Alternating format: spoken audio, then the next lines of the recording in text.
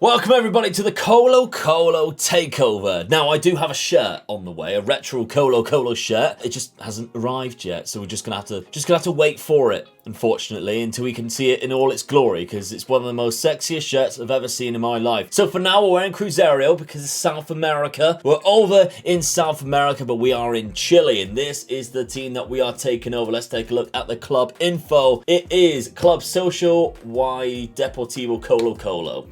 I don't know. I'm sorry. I don't know. But if you look more into this team, they have a very good history, including the Copa Libertadores. They've won it in 1991. Obviously, the Copa Libertadores right now has just been won by Palmeiras, and currently we can see it is going through the next competition. I don't know whether I'm going to be part of that. If I click on competitions, I'm not. However, we did finish second in the league, which means we should be in it. We'll find out throughout the season, I guess. But if we take a look at the league, which is this competition here, we have won it 32 times. I'm pretty sure that's got to be the record there. Pretty sure Colo-Colo we've won it the most times, 32 times. Now, the reason why I wanted to do Colo-Colo, one, I love the kit that I have on the way, and two, I wanted to do South America, but three, there was a player back in FM 2005, I think, called Nicholas Milan that you could pick up from Colo-Colo. He was like 14 years of age, and he was always amazing. And I've just always followed the club from then. Obviously not to the point where I watch all their games or whatever, but I've looked at recently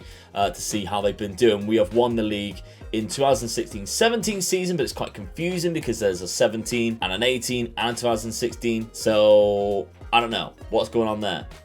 It's a little bit odd. The rules of this save, basically where we did the Venezia takeover, thank you very much for all the support on that, by the way, where we did half a season each. I wanted to crack on, and it felt like that went on for like 3 or 4 weeks, that series, and we only got to season number 6. So we're now going to do 4 seasons per episode, 3 times a week, Wednesday, Thursday, Friday, 4 o'clock in the afternoon UK time, like we did the Venezia one. So I hope you're in for the ride like we were at Venezia. We're going to try and build Colo-Colo into Copa Libertadores winners. Ever since 1991, we're going to do it again.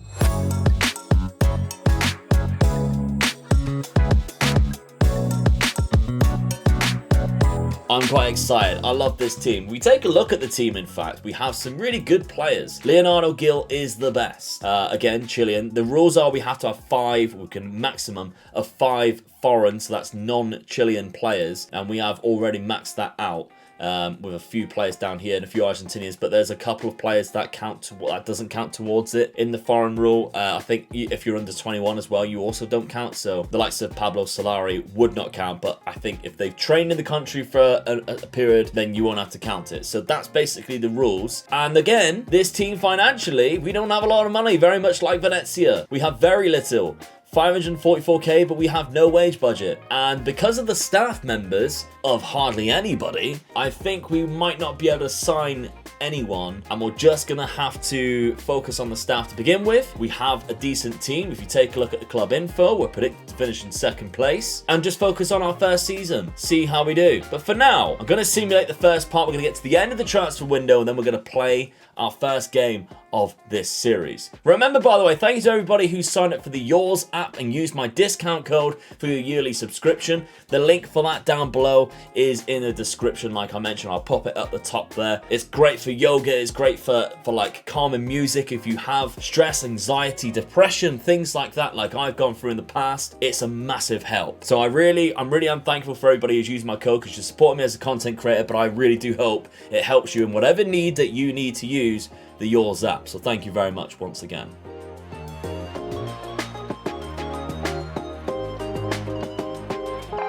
Right, so we're at the end of the transfer window. It has happened. We have played 3 games and we have won 3 games. However, you might not like the way I've done it. Well, some of you might. Some of you might not. 4-1 victory that we have here against Cobresal. Union Española, we beat them 3-1. And Deportes La Serena 2-0. Now, like the Venezia save, I am terrible with names, okay? I might get the names wrong. I'm all for you, like, putting a nice little friendly comment about how I say them. If you get really aggressive or you get really annoying, I'm just going to hide your comments from now on, because it's just ridiculous and it's annoying. I speak English. I don't speak any other language. I'm pretty sure in Chile they might speak Spanish, I believe. That actually, correct me if I'm wrong with that, because by all means, like, any facts about Chile, I would love to know them. Genuinely, facts and stuff I absolutely love, especially if they're about the club itself. But if it's about the league or clubs that we're coming up against, let me know, because, like, I mean, I'm curious as to why Union Española. What's the history there? So please, with stuff like that, let me know. I'm really curious. But if you're gonna be grammar police or spell check police, I'm not really interested, to be honest. Tactically, then, the reason why I said you might not like the way we've done about it. Actually, first, we did sign one player. I lied when I said we might not sign any player. We've loaned a few players out. So if we take a look here, we've loaned a few players since I have arrived. These 3 players here. A couple of really good youngsters, to be fair, that's going to get some game time. First team football, because Colo-Colo do have a really good youth academy here in Chile. They tend to produce some of the best players coming out of Chile in the past, and they will do in the future. Now, the player that I signed was a free transfer, Lorenzo Reyes, and I think he's amazing, especially for the standard of league that we have. He's 29 years of age, so he's in his prime. We've managed to get him for 5.25k a week, which is a cheap wage, and yeah, I think he's fantastic. He hasn't played for us in the past, but he has been over at Real Betis, and he's also played in Mexico recently. We've brought him back to Chile, and so far in 3 games, 3 goals, 1 assist, 1 player of the match, and yet he's a centre midfielder. How has that happened? Well, tactically, you might not like it, but we're going strikerless. The Colo-Colo strikerless, it's very similar to the Youth to Gold strikerless, but I've changed a few roles around and changed a few positions, and this is mainly because the 2 strikers that we have, one of them is here, Lucero, who is the main striker that I think Colo-Colo have signed recently from Vélez. There we go. Or actually, they signed him from Mexico. He's been on loan to Argentinian clubs there. He has some player traits that I absolutely despise, and they would not let me try and train it out of them. Comes deep to get ball and moves into channels. Like, what are you supposed to do with that? And I have no money, of course, to actually sign any players. And with the fact that we could only sign Chilean players, there was nobody available to actually bring in. So, the Colo-Colo strikerless is what we're using. We've got 2 shadow strikers here, and we're using another striker who isn't that bad, but he's also not that good in regards to being a sole striker. We're playing him in the shadow strike role, because I think he's actually quite good at it. Balados.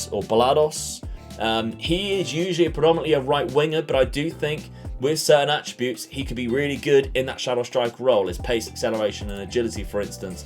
The inside forward, Gabriel Costa, again, very similar to the other guy, plays naturally on both sides. This is the main difference that we have, because now we have an inverted winger who will likely end up around here when we are on attack, creating overloads. The 2 centre midfielders on attack there in the middle. That is where our new player, Lorenzo Reyes, has been playing. If we take a look at his report on his form, we can see he's been playing centre midfield. That's where he's scoring the goals. They tend to have a lot of one-on-ones. We might see it in today's match. We've got Pervez here, and he is playing the ball-winning midfielder role. He's quite good at it, which is the reason why I want him to play as many games as possible.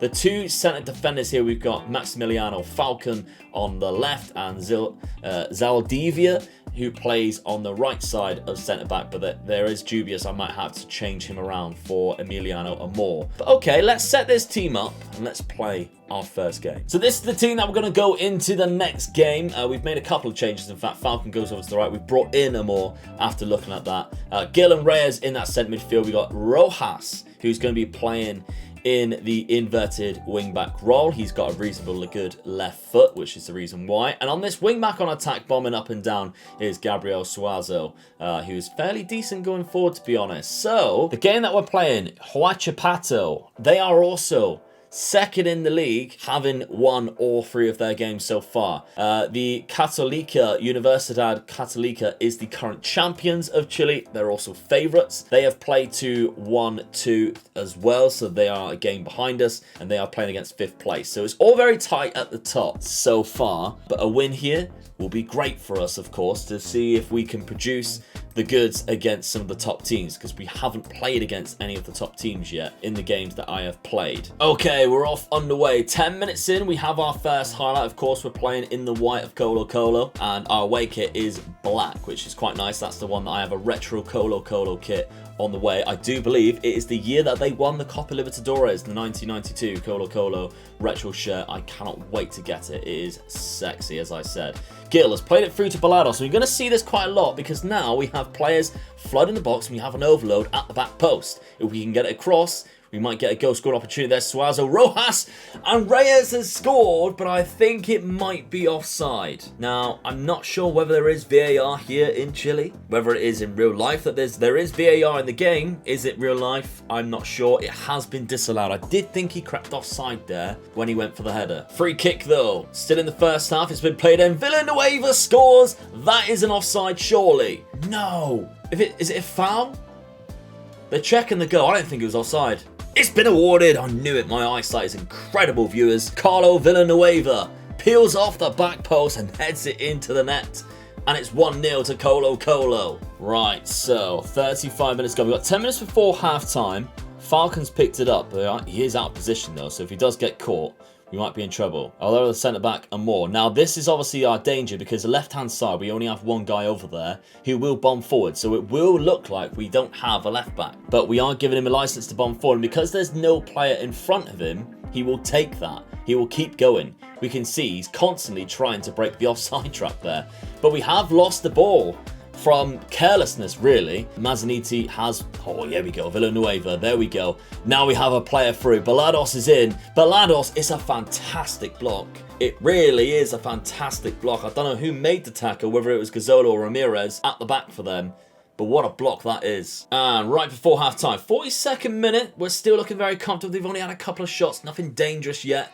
Costa's picked it up. Got a few men running forward. Villanueva's played it back to Pavez, the ball-winning midfielder. Balados to Costa. He's through, and he should be scoring that. That is a crucial chance. Slot it in. Go across the goalkeeper, my dad always tells me. Costa with the corner. Villanueva heads it over. Now, let's just get into half-time now, still in the lead. That's the main focus. You can see they've had one shot. We've had 11. 5 on target with an XG of 1.15. No clear-cut chances. I would consider that last chance a clear-cut. He was through on goal. There was no need for him to miss there. The defender was nowhere near him. But we still need to improve. We still need to improve because although we have dominated the game, we've dominated, not really possession, 59%, or 60%. It's quite dominating, to be fair, isn't it? We've dominated the chances 12-1, and yet we've only scored 1 goal. That could bite us in this second half. Corner ball, Costa to take it, knocks it in, and more. He's been brought down, and I think that will be given as a penalty. Definitely a dive, wasn't it? Definitely a dive. No, surely not. VAR, it is a penalty. Let's go. I don't actually know. Balados is going to take it. Right. One thing I didn't check was penalty takers, or even set piece takers. I rushed that part. Balados takes it. He's missed it, and he can't touch it because it's hit the post. No. Oh, Balados, there's so many chances that we've missed now. Missed a penalty. The restraint that you must have when it hits the post and comes back and you're not allowed to touch it must be incredible. Just the misery of seeing the ball roll past you. There is Balados, make up for it. Oh, if you played it earlier, there is Villanueva. Oh my God, how many chances are we missing? This is what I mean. We do not have the strikers in our team. We do not have the strikers in our team. Such a bad miss. Again, let's make some changes. We're in the end part of the second half here. We've got Christian Santos and we've got Lucero on the bench who are strikers. I'm going to bring on Lucero and I'm going to bring him on for Villanueva. Am I going to bring him on for Villanueva? No, I'm going to bring him on for Balados. So Balados obviously missed the penalty, yet he still played really good. But I think we need somebody to fire in some chances. Now, I did mention how the centre midfielders, they run through quite a lot. They do actually create quite a lot of chances. Sometimes I might actually put a striker in that role and they will go through and take their chances more often than not. I put in Vicente Pizarro. He is the good one that I don't mind. Other than this, I think we just continue for now. Got a couple of yellow cards, but we just got to keep going. Just got to keep going. We've only had 2 shots. They're not causing us that much trouble. We just need to fire in another one, to be honest, to ease our tensions. Okay, it's very late in the game now. 83rd minute. Is that the point now where I don't want to see a highlight? Pavez has got it. Luckily, it is us with the ball. Pizarro, Lucero, Rojas. Oh, it's a good save. What? Oh my God, what happened there? Was it on the line? I felt like it went the other side of the post. He spilt it anyway after making a really good save. Pavez again. Gil, you can see he comes deep to get ball. It ruins it. It ruins a player. It really does. I dislike it profusely, that player trait. Of course, I've recently just done a video on player traits. There's a little spoiler into one that I dislike. Go check it out if you haven't done so already, because that is one that I very much dislike, and there are loads that I absolutely adore. But Martinez has been put in. They've hit the post. What was the keeper doing? What was the keeper doing? All of our players and the goalkeeper. Why are we all playing musical statues? That is absolutely obscene. That is obscene. Well, I'm going to have to go for it now. We're going to play on pass into space. We're going to go a little bit more direct. This is what I like to do when I'm looking for a goal. Now we're really going to push them high. We're going to get stuck in as well. Has anybody else noticed the amount of mistakes since the latest update? Because goalkeepers have been atrocious for me. Absolutely atrocious. And that has cost us big time. In a game where we had 20 shots to their 4 and 2 of them were a goal, that is incredibly shit. Sorry for the bad language, but it really is. Well, we're very lucky that the teams around us have also dropped points, but Católica, they're on 9. They did win 2-0 quite comfortably as well. It's such a bad result. Right, so the second part of this, we're going to come back after the mid-transfer window. It's a summer transfer window, in fact. It's around about the August time. But if you do take a look at our schedule, we have a fair few amount of games. Then in June, we only have 2. In July, we have a few more. I'm wondering whether that's when the Copa Libertadores starts up again. Because I do remember from our time in Argentina that it starts around about that time. It's just weird that it's not on competitions at all. But I guess it ticks over from another season. Okay, I'll see you in a second. So we're at the end of the transfer window in this summer area transfer window. At the end of September, in the middle of September, and we are doing hell of a well. In fact, we're 10 points clear of our biggest title rivals, Universidad Católica, in second place. 10 points. They have 38, we have 48, and that's because we've only lost 1 game. That was to them when we played them away from home. We've also only drew 3 games as well that you can see, a couple of 2-0s there.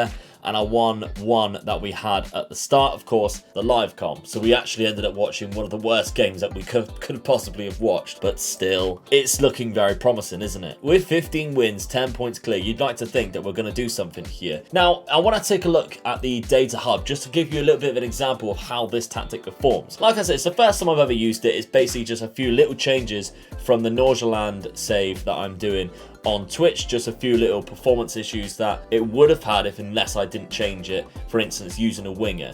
So the general performance we can see here, we're scoring 2.26 goals per game.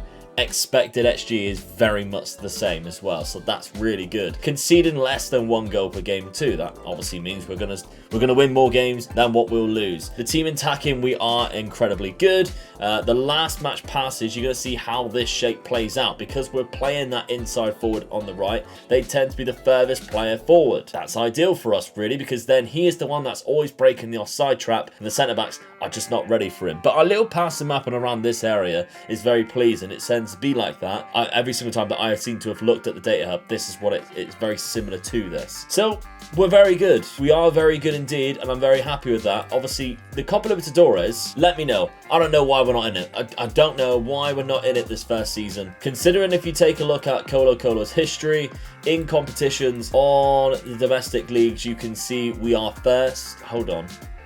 I'm so confused. So we're not. We're 16. We were 16th in 2020. This is 2021. That's why we're not in it. Wow, really? Did they actually finish that low down? This is a serious rebuild. Now, when I looked at this before this started, it only came up with 2019 one. That's obviously why. That is the why we're not in the Copa Libertadores. I am going to add the kits in as well for next season. There's just something that I forgot to do before we got around to it. And by the way, club culture, sign on reputation players.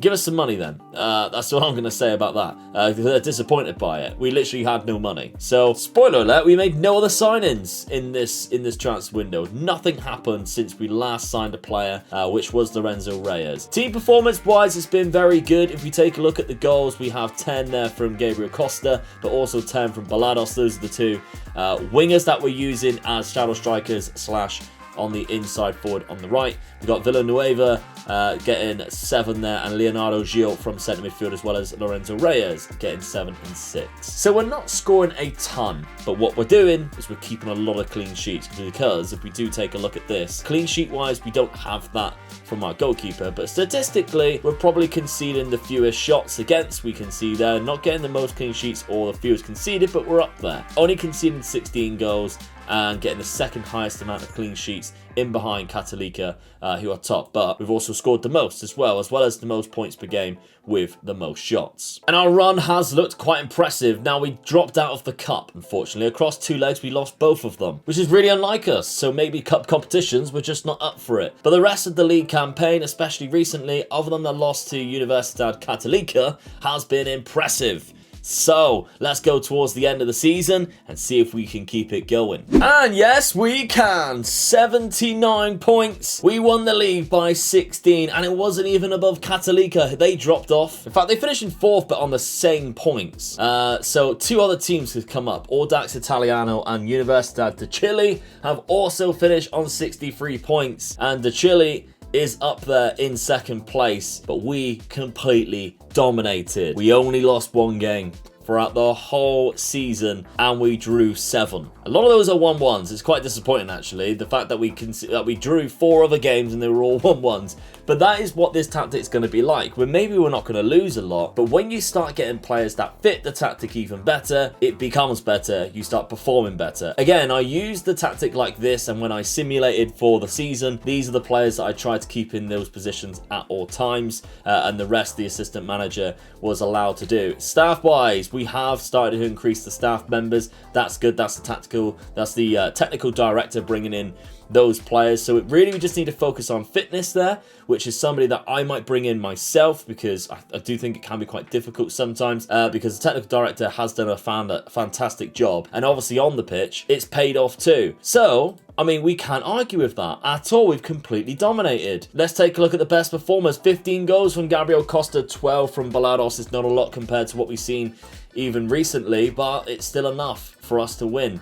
An average rating 7.4 from Emiliano Amor, who wasn't actually going to be a starting centre-back. He now is, because he's just been playing amazing for us. Leonardo Gil there, 11 goals and 7 assists in 28 games. He's probably our best player. So it's great to see. It's absolutely great to see. We perform really, really well. We don't have any players that are up for contract this season, but next season we definitely have. And we haven't been given anything yet. I don't know whether it takes time for it to tick over, but we've literally been given absolutely nothing. Our wage budget has gone down again because of the staff members we've brought in. It's all down to what we do next season, and next season will be our first taste of Copa Libertadores. So I hope you join us for that. Thank you very much for watching. Remember, page.com/MegaLukeGaming should you wish to get involved in help supporting me as a content creator. So many of you have done so right now. I think we're over £400 now for the month, a little bit higher, and I can sustain that without the Facebook contract. The Facebook contract disappears and they don't decide to renew it, then I can continue doing this as a full-time job thanks to you guys who will help me on Patreon. So God bless you all. Have a fantastic time, and I'll see you tomorrow for season number 2. Bye-bye.